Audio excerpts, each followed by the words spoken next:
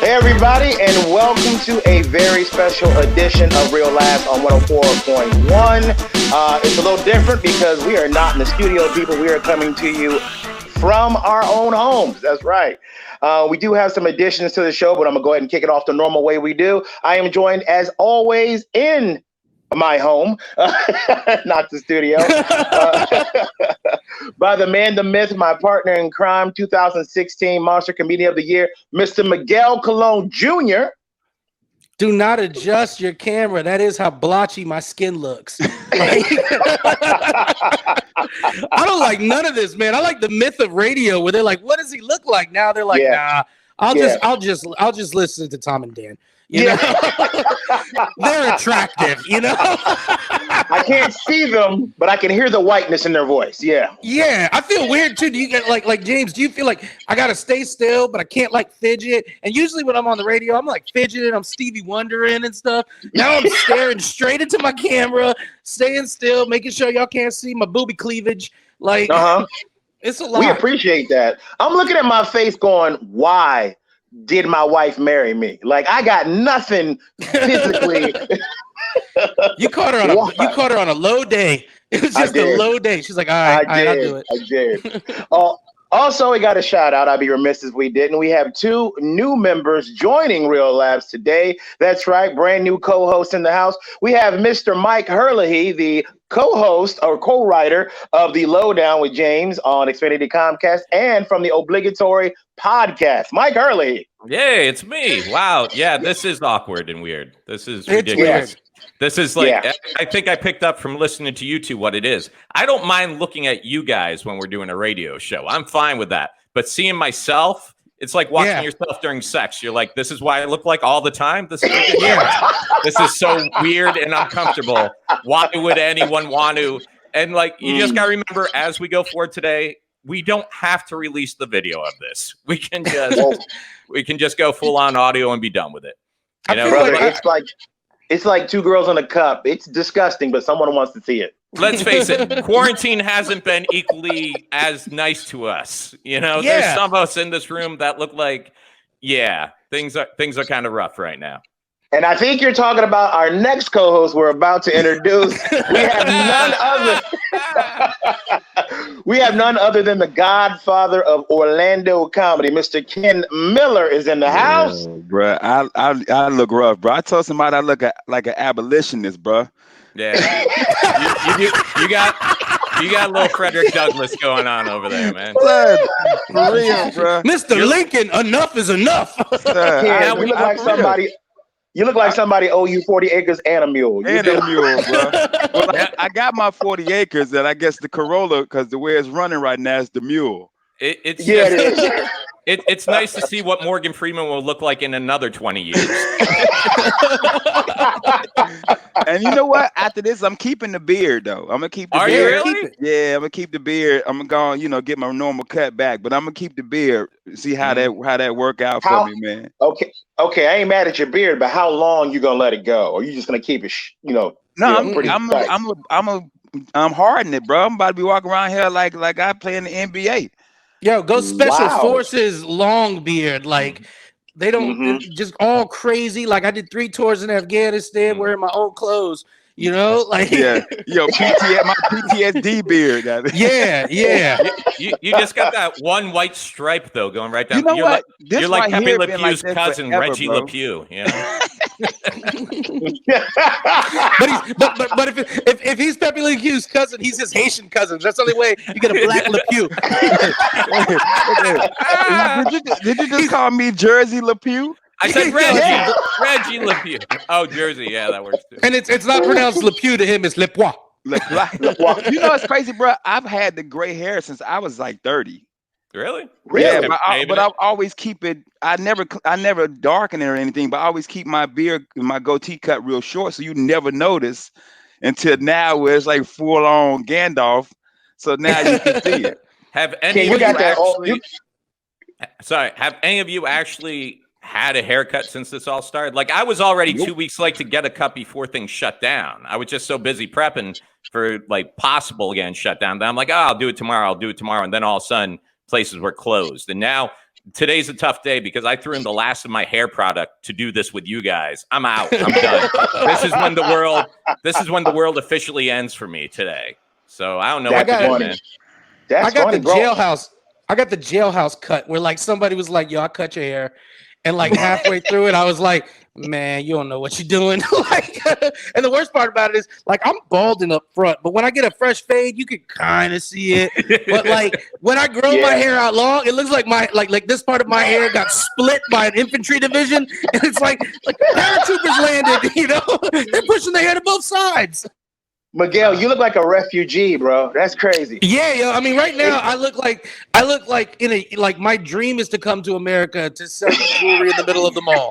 You know? Hey buddy, you want the Cuban link? Yeah, hey buddy. Yo, I love how they say buddy. Hey buddy. Hey buddy. Hey buddy. Buddy. Hey buddy. Hey buddy. Yeah, but now, Mike, I haven't had a haircut in 40 days, I think. And normally I get a haircut every 2 weeks. Yeah. It's funny. I reached out to there's a local comic, Angelo Cianfrocco, that a lot of people don't know this. He's a professional hairstylist, barber. He actually has awards for like, I guess they do some competition with like the quickest haircuts or something like that. He's got like 2 awards for fastest cuts ever. And like I jokingly reached out to him like, "Hey man, if we keep it like on the down low, can we, meet up and get?" He's like, "Dude, I do it all the time." He's like, he'll pack up, drive to someone's house, wear a mask, cut the hair outside and everything. And I'm like, I'm 1 day away from actually, sending in my driveway with him cutting my hair. I don't trust a bald barber. Because he don't care. He's just like, "Hey, it looks bad, whatever." No, you got to think about it. That's like having a pool guy who takes care of pools and mansions and they're always spotless. He doesn't have a mansion or a pool, but he appreciates it, Very true. Me and Miguel have had this conversation before. I am a racist when it comes to barbers. Wow. I only like messing with Puerto Rican barbers from New York. They got to be from New York. Yeah, absolutely, bro. I want to walk in and I want to see a Spanish flag on the wall. They're wearing New York Yankee hats and you can smell pinchos cooking somewhere. Yeah. I want Big Pun. I want Terror Squad and Big Pun to play on loop at my barber shop. Yeah. Constantly. I've had the same woman cutting my hair since before both my kids were born, to the point where I started bringing my kids to her and they don't even like the haircuts they get from her. I'm like, too bad. That's our hair person. Yeah. And that's how I am too. I've had the same barber since 98. And I took Junior to him. So now Junior goes to him. But when I was in the military, I had a Spanish barber.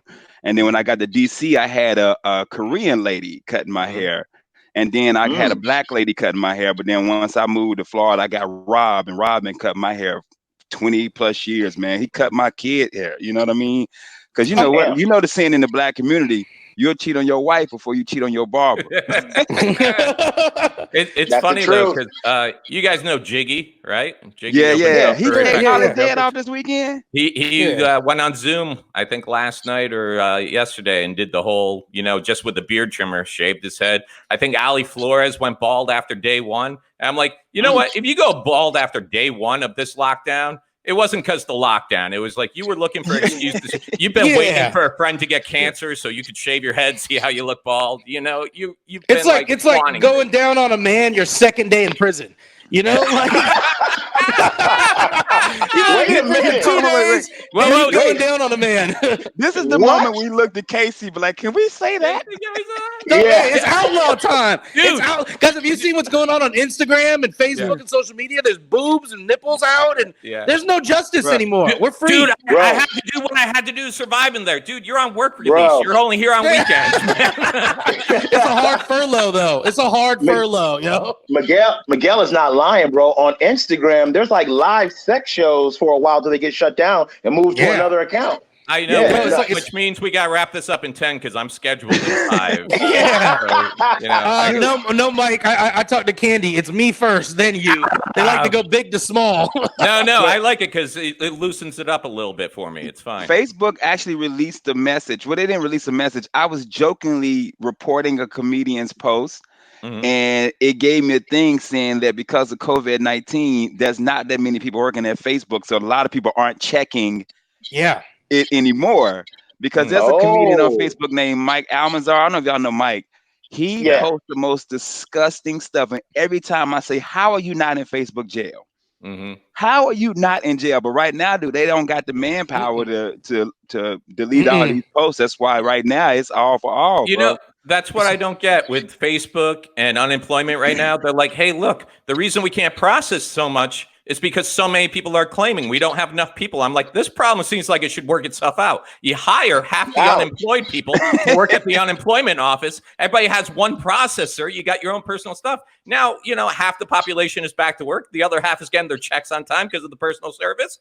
Why am I the only one that sees this? I can't figure out how Facebook's like, there's not enough people to show up to our office. And I'm like, why do y'all have an office? Your Facebook. It's like Craigslist being like, oh man, the Craigslist store is closed. What the hell are you talking about? Right. Craigslist hasn't been the same since they got rid of those personal meetup sections, It's like Backpage. What do I want to use this for now? To actually buy a bicycle? No. Oh, yeah. Remember Backpage? Yo, Backpage bicycles, yo. Yeah. I want a bicycle from here. I want to know how many roses it's going to cost for you to come to my hotel room. Backpage was great. I used to play the game. Have I seen her on OBT? That was my favorite game. Yeah. It was like, Where's Waldo for adults? Which is crazy because I've never been on Backpage before. What? Me either. I only know about Backpage because Jolly does a joke about it. As a comedian, I have to research all these things. Yeah. No. Okay. Gotcha. You think I like having a Tinder profile? It's just research. I've done in-depth research where I've gone undercover as me. Because nobody will ever believe it's actually me. If they saw my name, they'd be like, why would he use his real name? I'm like, now you think. Is that you, Miguel? No, this ain't Miguel. This ain't Miguel. You ever see Miguel wear this hat before? No. That ain't my hat. I'm walking, y'all. Throw me a Facebook shit. Yeah. Miguel got on a real laugh shirt. Nah, it's not me. I promise it's not me. I got this at one of their shows. I'm literally talking to the hotel owner before I go in the room with the girl. I'm like, you ever thought about advertising? Like, I get a 60,000 homes, baby. Like, dude's like, buddy, yes, we want to advertise. Hey, buddy. Oh man! I wish you guys could see. Oh, hold on, time out. What happened to Mike, bro? He froze. He got the router off, B.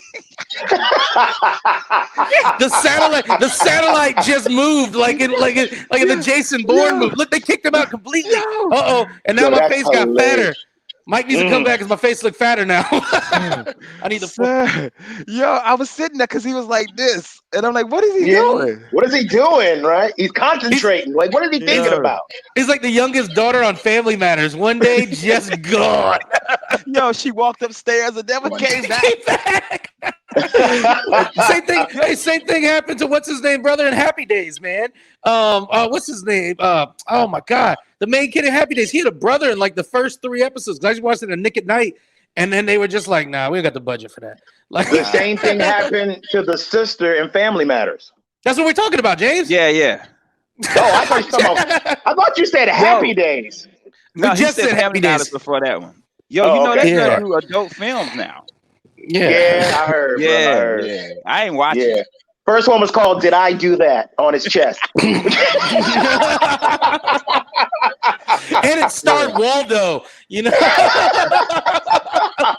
This is normally when I throw my headphones down, bro. Oh man, guys, hey, we coming on time. Don't go anywhere. We'll be right back right here on Real Laughs on 104.1. Welcome back, everybody. You are still listening to Real Laughs on 104.1. I am your host, James Dion. I am in the studio, of course, all the time with my partner in crime, Mr. Miguel Colon Jr. What's up, Miguel? What's up, everybody? All right. Now, we got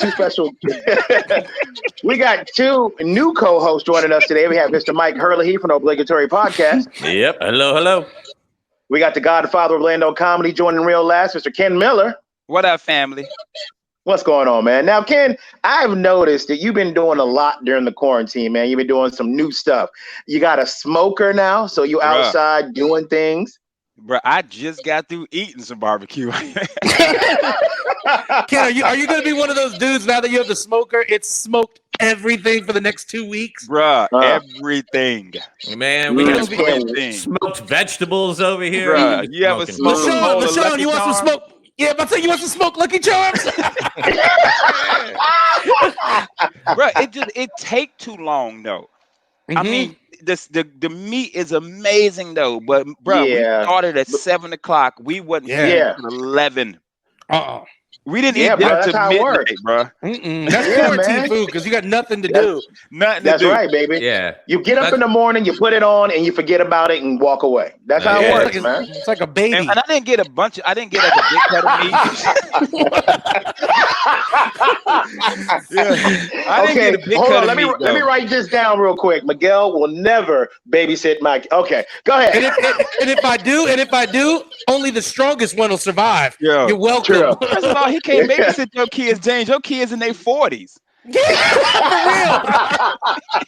for real. Michelle probably still like, James, we going out for the night. We need a sitter. James is like, they're all grown-ups. My youngest one's filling out a mortgage paperwork. All your kids had to register for selected services. They're not babies. That's right. Now, Ken, the reason I bring that up, man, because I love to see, as I'm looking through my timeline, people who are actually doing something during this quarantine. Because you look at a lot of people are like depressed right now. They're sad. They don't know what to do with themselves. But some people have really used this time to their benefit, man. Some people are capitalizing on this. And I'm talking about a couple young comedians who have used this time to make some viral videos that have blew up in the past week, man. Like Chris Renoir, he actually did a parody of Gin and Juice, which was one of the funniest things I have ever seen in the past year, man. It was amazing. Actually, I think Snoop. Go ahead, bro. No, it was one of those things where I said, honestly, I was proud, a little jealous, and then just proud again. But there was that moment in the middle. I was like, you ain't even lived through Gin and Juice. How'd you do it before me? Right. But dope, just so dope. Yeah, he's so young. He had to Google the lyrics. Like, what? What is this gin that they're talking about? And this endo. I see it, but I can't Google it. And he's a millennial, so he's like, my mom's always home. For those of you who haven't heard it or seen it, I think we actually got a clip here. Let me drop that thing, Mike. Go. Mr. Selector, real. With so much drama in the CVC, it's kind of hard being BORED. But I, somehow, some way, keep coming up with random ass shit just to get me through the day. May I post a little something on IG and make a few friends as I breeze through 2 in the morning and my Xbox still jumping cause my mama ain't home. I just chill in the room till they say that it's gone, and I ain't sleeping till 6 in the morning. So what you trying to do? Shit, I got a pocket full of gloves and my homeboys do too. So put on your shoes, open the door. But what? We on lockdown though? Yeah, we staying in the house for this. Feet up, keys down while you motherfuckers bounce to this. We on quarantine, staying indoors. We ain't got shit to do. Lay back. I don't like 2020, 2020, I don't like. That's so funny, bro. And I'm gonna tell you, when you listen to just the audio, he sounds so much like Snoop in this that when I played it the first time for somebody, they weren't even, somebody's half paying attention. They weren't even realizing it was a parody. And it's so dope, man. He's been on a bunch of news shows, and when the interviews he said, he's like, man, people always come up to me and say, you know who you sound like? You sound like that one rapper, Snoop Dogg. And yeah, man, he really does. He nailed it, not just on the parody and the writing, but the voice is there, and that brings it to a whole new level. And what's crazy about it, too, man, is people are using his Gin and Juice rendition on TikTok now. Yeah. Yeah. I saw there's a remix out there of his Gin and Juice rendition. Somebody remixed the remix. Yeah. Puffy somewhere mad right now, like, who did it? Yeah. So how you remix the remix though? Bro? Really proud of a lot of the young Orlando guys really taking social media and doing great things. And then there's some other people. I said this the other day. Some people went viral. some people need to just go away. Okay, let's be real about it. Some people went viral. Some people need to catch the virus. Yeah. And I'm talking about the gonorrhea. Okay. No, that one goes away. Yeah. Does it? That's a walk in the park. Like if you're gonna catch one that you're like, okay, I gotta lay low for a week. Yeah, that's the one you celebrate. Like, oh my God, that's Woo! Gonorrhea. Okay, I'm not even gonna make any phone calls. I'm just gonna let everybody discover on their own. Yeah. You know what? I can't even fault the kids who are not doing so well because number one, A, for effort. You know, they're out there, they're trying, they're throwing everything against the wall. And the other thing is, how many times do you look back at some of the stuff that went viral and you're like, that is the dumbest thing I've ever seen? But it just, like, this Tiger King series has put out so many memes and so many videos and so many parodies. And it's I've seen some great stuff that's got no views. And then I've seen like the stupidest little 2-line remix of a rap song that everybody's just sharing everywhere, you know? So you just don't know. Yeah, but man. That's why I think they're doing, but good though. Not to cut you off, James, but like Jeff Wright is on fire. I was gonna say bro. that. Yeah, he's on fire, and Ben too, man. Ben Brainerd followers went from like he was at like 3 maybe 3,000, and he's at like 50-60,000 followers right now. So some of them know how to capitalize. Our old asses though. We're on radio. Literally, the only people listening to us are in labs right now in Antarctica. They're like, "Did you catch it? Did you catch the real laughs? Move the satellite." Yeah, this how bad it is. I on my regular Facebook page, I had 997 followers. I said, "Hey, I just need 3 more." People were like, "Where do I click?" How old are you that you can't kick the follow button? Like, my fans don't know a damn thing about TikToking, bro. No. That's okay. No. This whole feed today, I had to have my 9-year-old explain to me how to set this up so we could do this. It was like when I was explaining to my grandfather how a VCR works. I'm like, well, why can't I put this over here? I'm still excited to watch this on MySpace. I'm like, this is going to be great. Dude, Mike, it's so funny you say that, bro, because I was the dude in the neighborhood that set up everybody's VCR. My mom like, Jennifer, I'm set it up for you. And then I can't work on TikTok. And then you went on to do communications for the president. So it kind of all worked out. True. James, Speaking of old heads with technology. James, you scared us, bro. I thought you had the big one. I thought James stepped into some quicksand. James, welcome to quicksand. Oh! Yo, this dude just fell out, bro. James. That's because James got one of his kids holding up the phone, and he was just like, "My arm's tired, Daddy." One of his 40-year-old Shut up, Noah. Hold that phone. James, how your kids going through all this, man? Like, you got everybody living in the house right now, right? So it's the whole tribe. Not everybody's here. Jack still lives in his own apartment. Devin came home from college. So it's like having almost everybody here because Jack keeps coming back. Like, he don't listen to quarantine. He's like, no, I'm going to go see my family. It's not bad, Jack's man. Jack's an outlaw like me. Now you've been straight up following the quarantine though, James, right? You have been home. Don't go anywhere. Don't go anywhere. I go to Walmart in the morning. Well, when Walmart is the what do you call that? When Walmart's the best thing happening in your day, it's a sad occasion. Okay. Yeah, I mean, if you want to, I don't go nowhere either, bro. Yeah, I know. My wife is really not playing when it comes to this whole. No, wait a second. This just in. Michelle's not letting you do something. Can we go live? We are live to the scene. Yeah. We are right here. This is where it was committed, bro. We actually get our groceries delivered. We've been getting our groceries delivered, and the only place I have actually been is to Lowe's because we've been cleaning out the garage and stuff like that. So we went to pick up storage bins, and then when I bought the smoker last week, I had to go pick it up from Lowe's. But other than that, everything gets delivered. My wife makes me spray it down, makes me Clorox wipe it down before I bring anything in this house. Does she make you smack it, flip it, and reverse it? Yeah, I just did that. Did somebody put breaking news? Jesus. Oh, man. Oh, we got to learn how to do these internets more. These internets are fun.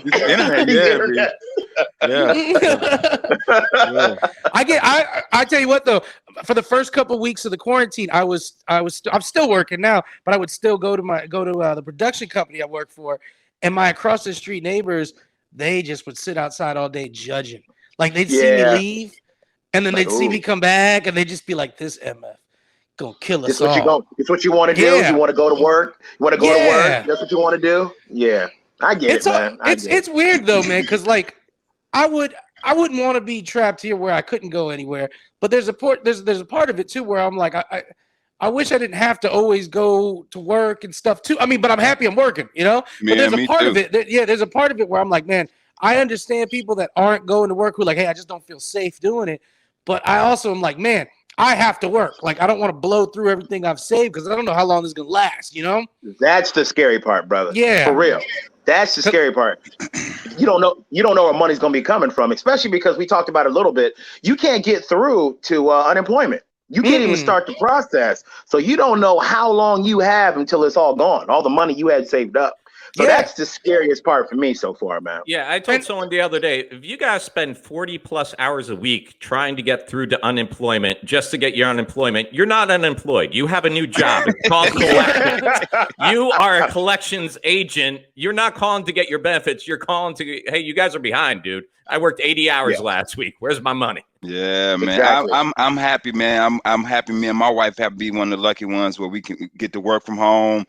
And Godspeed to y'all, man. I hope everything works out for y'all and y'all get your money, man, because that's money y'all earn. Like unemployment is money that you earn that they owe you. You put into it. You put into it. So the fact that you can't get your money, it's total BS, man. But well, it's just funny that it took something like this to bring out just how corrupt everything was. Like the whole system was designed to crash before it reached a certain number, because if people can't claim, then your numbers stay artificially low. So then they found out there was a backup system that nobody just clicked on. Like nobody, it took them 2 weeks into this to realize, oh, this was the button we were supposed to, this was the oh shit button, you know, and we didn't click it. So we got to click that. And then they set up this whole little holding queue line where it's like, hey, don't go to that site, go to this site, and then we'll call you because we'll have your information. Then they weren't calling anyone. And then when Disney finally furloughed their employees, those 70,000 people were automatically put into the queue by Disney. So imagine they got the fast pass is what they got. Imagine you've been waiting online for 5.5 weeks, and then all of a sudden 70,000 people just go, oh no, we got these. We're in front of you. That's exactly what happened. Well, you know, now if you're getting hard on some dough, Mike, man, you want to get rid of some of those jokes that I like. You just let Papa know. Papa, no, I'm buying Herlihy's jokes for $30. I'll be honest. You're the first one. You're the first one who's offered to buy them rather than just take them. So I do appreciate that. That's what I was gonna say. Hey, I'm a man of respect, Mike. I'm a man of respect. I'll tell you what. I'll take your first half hour. What do we say? $0.05 a minute, you know? Don't go anywhere. Yeah. We'll be right back with more Real Laughs on 104.1. Welcome back, everybody. You are still rocking with Real Laughs on 104.1. I'm your host, Mr. James John. I am joined in studio with Miguel Colon Jr. What's up, everybody? I got Mr. Myke Herlihy. I'm so lonely. And the Godfather of Orlando comedy, Mr. Ken Miller's in the house. Man, my fingertips smell like hickory smoke, baby. All right. Mine do too, but that's just cause of diabetes. That's right. That was not where I thought that sentence was going, Ken. Thank God. All right. You're going to say Casey some editing. Yeah.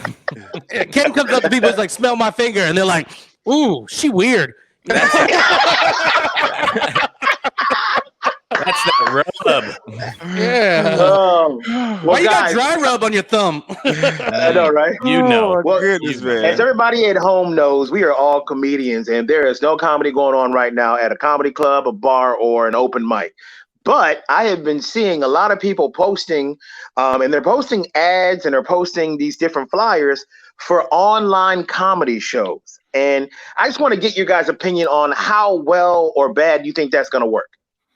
Well, Mike, we got a friend of ours, Carmen Morales, out in LA, and I know she's done like quite a few successful shows already where they're charging $5-10 a pop. I think she did one with Brad Williams, and everything I've seen, I think she's doing it on Zoom. So like 100 seats, and yeah, she's been selling out to the point where I'm like, man, if you can figure out how this works, why would you even go back on the road? You know, if you can just be in your underwear, sit down in a laptop, open it up, do 45 minutes, make more money than you were going to make after you deduct your $300 flight, your Uber, your food for the weekend, you know, any additional expenses. Why bother? What was the feel of the show? Like, as you're telling jokes as a comedian, part of the process is getting feedback from the audience. So how did that work? Well, when you saw the show, I'll be honest, quarantine hasn't changed my regular view. I don't pay for a comedy show. Either I walk in and get to go see it. I'm not paying $5 to see people that have opened for me. I'm not doing it, you know? Wow. And, gotcha. But it's funny. I'm working on a project with Louis Anderson right now. And we're doing stuff that he's pitched to a theater. The theater's already interested in it. And it's one of those, you know, pre-record some comedy sets, but Louis kind of does like an interview and then just set. And it was weird. Like I didn't think about it till the day I went to record it. And I was like, this is so odd. Just no audience, no feedback, no nothing to just do your material, you know? And the way we fixed that is now I leave Louis up on the screen when we're recording. So the comic is kind of performing for Louis, and Louis is great at, you know, laughing and following along and everything else. Because I think audiences get their cues from the rest of the audience. That's why if you got that good person with an infectious laugh, the rest of the audience goes along. That's why when we're sitting at home watching sitcoms, we don't laugh out loud by ourselves. But then when we go to a comedy show and we're surrounded with that energy, everybody's a little bit more interactive, you know? Well, when you mention sitcoms, that's why they have laugh tracks. It's a social cue. This is where you laugh. Yeah. So that's my only concern about doing those. Now, Miguel, you said you've done something like it, but not exactly that. Yeah, I just did for a corporate gig. I pre-recorded like their message, and James got to poop or something. He's like, gotta let me ask you a question and walk away. Yeah. Look at James. James in his shorts, no shoes. Like, at least try. Those ain't shorts. But yo, James, what's going on? You're falling in the chill. Bro, I got on a pajama pants, so I can't even trip, bro. I would stand up, but then you'd have to pixelate what was going on, you know? We'd only need one pixel, though. We can afford that. Yeah. One thick pixel, you know? One long, narrow pixel. Yeah, lateral. Like if you put a football sideways, you know? But, like Hey Arnold's head. How did the corporate thing play out? You know what? I don't know, because I recorded it for them. I did like a message, like I was coming from the corporate office. I had people, when I was recording it, in the room with me. That's where I got my feedback from, you know? But I don't know how it went for them, because I sent it to them and they just added it to their meeting. What's been going on is, and a lot of people, my sister's actually in the meeting planning world, and she's been telling me this. All these meeting planners are trying to keep these scheduled big meetings and conferences that they've had, but they can't do them, so they got to do them virtually. So one of the things that's happening is they're learning that when they used to have a 45-minute session where a speaker spoke and you sat there, it was easy to engage an audience because it was live.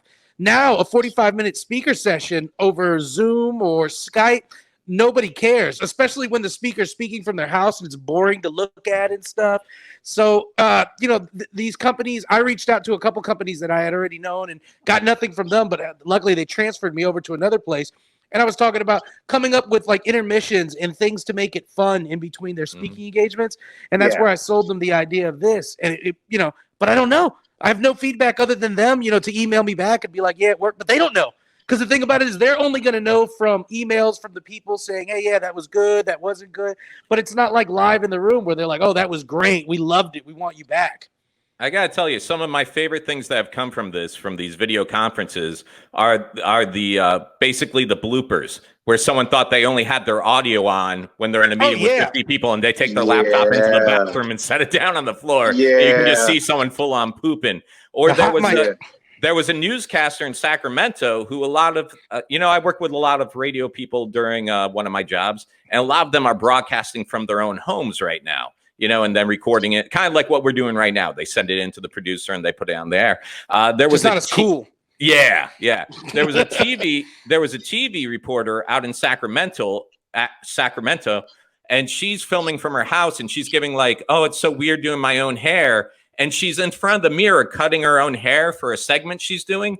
But in the reflection in the mirror, you can full on see her naked husband in the shower behind her. Yeah. And like nobody picked it up, and they aired it. And we're talking, this guy is standing there in that full, doing his hair straight up, kind of rocking back and forth. So everything's kind of rocking back and forth. Myke, big question. Was the water hot or cold?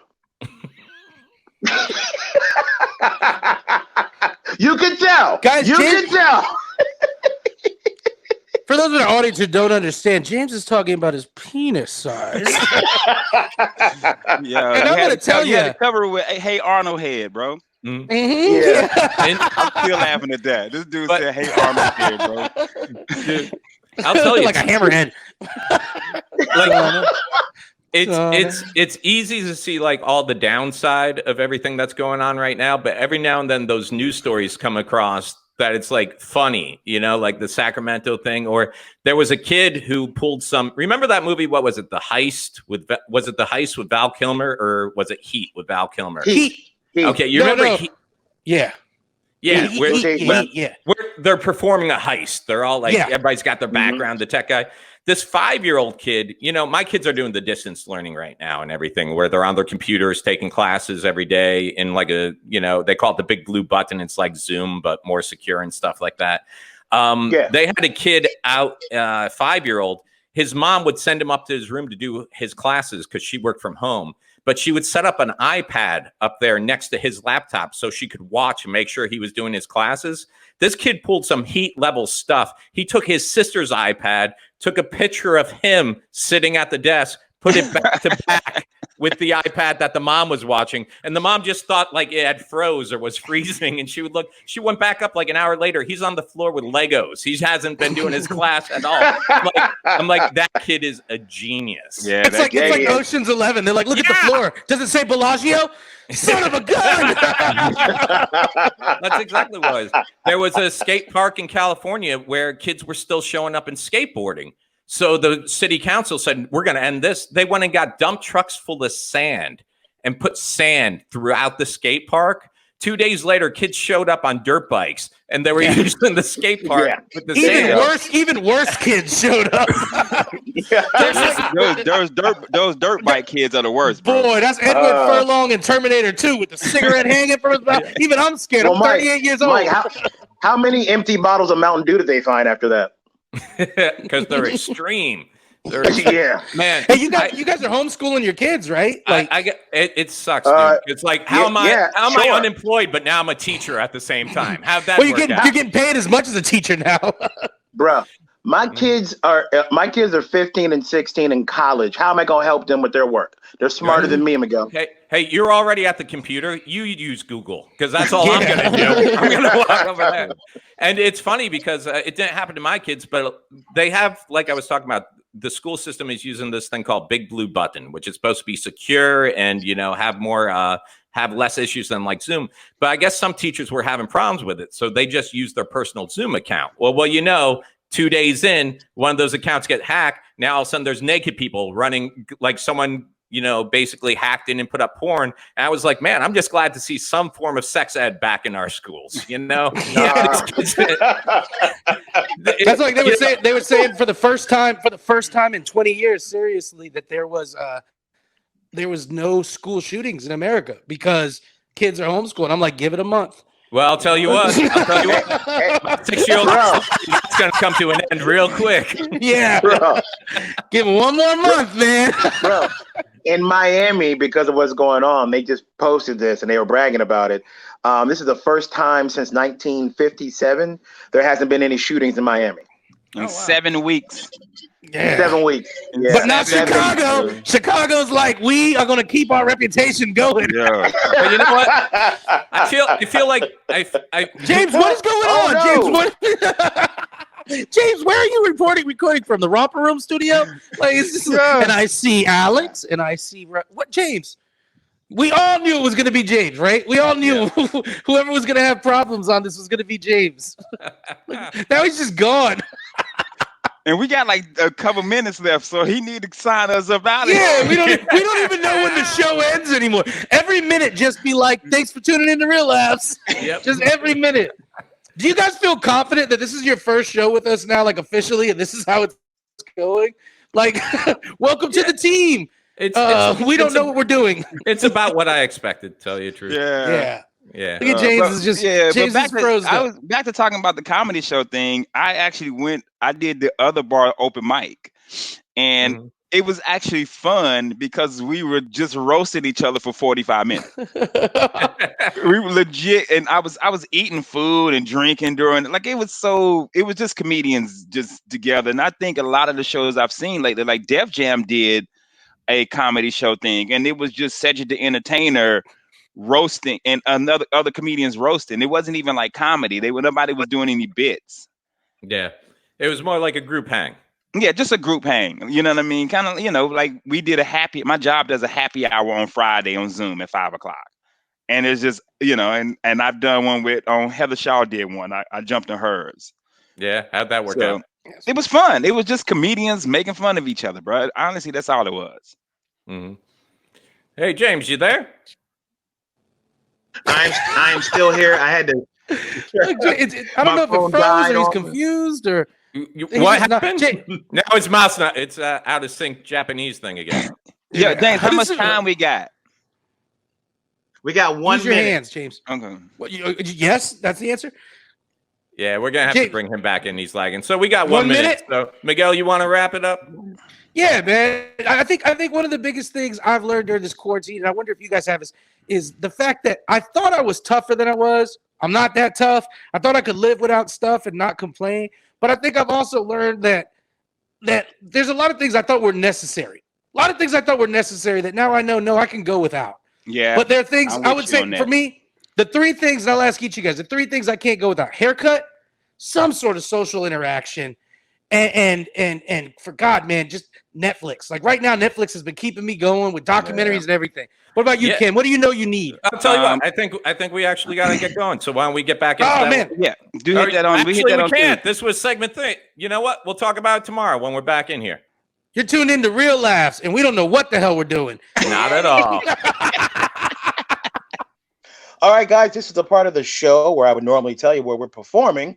So I'll go ahead and do that. You guys can catch me this weekend in the living room. Friday, living room.